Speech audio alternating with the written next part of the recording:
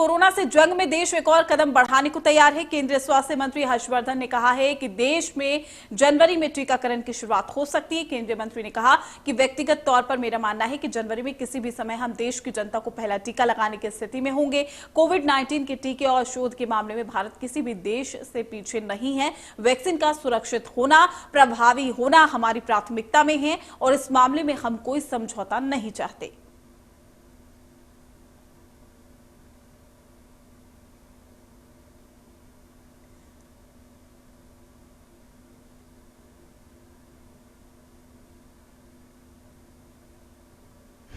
देखिए, जो मुझे लगता था कि जितनी तकलीफों से हम गुजरे हैं वो तकलीफें अब ख़त्म होने की दिशा में आगे बढ़ रही हैं और उसके साथ साथ आप जान रहे हैं कि आने वाला जो वर्ष है उसमें जो वैज्ञानिकों ने रिसर्च किया है बीमारी से लोगों को बचाने के लिए वैक्सीन की खोज में, वो भी दिशा सफलता की ओर बढ़ रही है। तो सारी चीज़ों को ओवरऑल पर्सपेक्टिव में देखें तो डेफिनेटली हम बेहतर पोजीशन में हैं और भारत तो इतना बड़ा देश होते हुए मैं ये समझता हूं कि सारी दुनिया के बहुत बड़े बड़े देशों के मुकाबले और भी ज़्यादा बेहतर पोजीशन में है।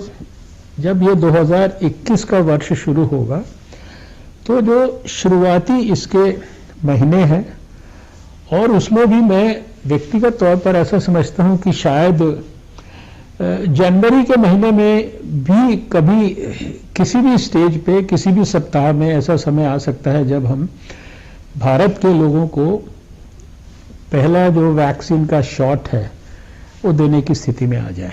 तो मतलब you are confident that India is likely to get it in January, it's first shot? You see, confident in the sense कि when you analyze and keep yourself updated with what's actually happening, क्या trials की stage है, कितने trials हो गए हैं, क्या results आ रहे हैं, क्या रिजल्ट्स जो है वो रेगुलेटर के पास सबमिट हो रहे हैं, क्या इमरजेंसी ऑथराइजेशन के लिए रिक्वेस्ट पेंडिंग है, क्या उनके एनालिसिस पे जो हमें फीडबैक्स वगैरह चारों तरफ से मिलते हैं, उसके आधार पर ये मेरा अपना व्यक्तिगत आकलन है।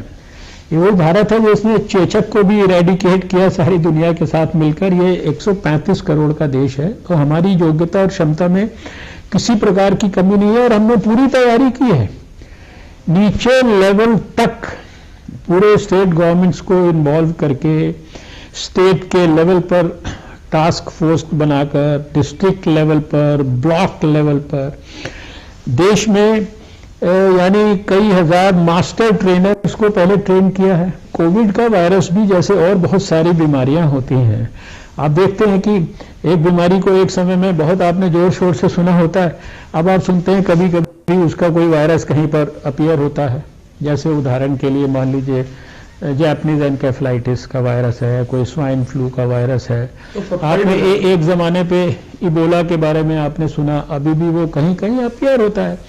ऐसे ही व्यक्तिगत तौर पर मैं ऐसा सोचता हूं कि थोड़े समय के बाद धीरे धीरे कोविड का वायरस भी ऐसे ही हो जाएगा कि भाई लोग कहेंगे कि हाँ एक कोविड नाम का वायरस होता था, अभी कभी कहीं कहीं वो अपीयर होता। किसान आंदोलन का